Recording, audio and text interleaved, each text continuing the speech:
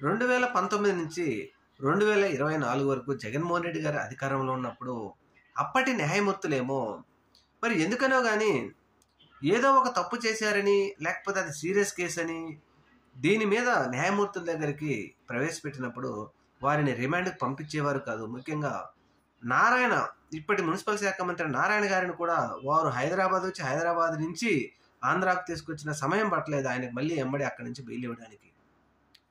అప్పుడేమో ఈ రిమాండ్ అనేది అసలు న్యాయమూర్తుల మనసులో లేదు, అసలు న్యాయమూర్తికి తెలియని కూడా తెలియదు. కానీ జగన్మోహన్ రెడ్డి గారు అధికారం కోల్పోయిన తర్వాత మాత్రం ఏ ఒక్క వ్యక్తినైనా సరే తీసుకెళ్తే న్యాయమూర్తి దగ్గరికి అది ఏంటి అనేది కూడా పరిశీలించట్లా, రిమాండ్ ఇచ్చేస్తున్నారు. మరి దీని మీద ఏంటో దీని గురించి మనకైతే తెలియదు. అందులో దానికి సంబంధించిన క్లాజెస్ కానీ లేకపోతే దానికి సంబంధించిన ఏమైనా ఉన్నాయేమో పెద్దలకి న్యాయమూర్తులకే తెలిసి ఉంటుంది. ఎందుకంటే మనం దానికి సంబంధించింది కాదు కాబట్టి అది వారికే తెలిసి ఉంటుంది ఈ రిమాండ్ గురించి.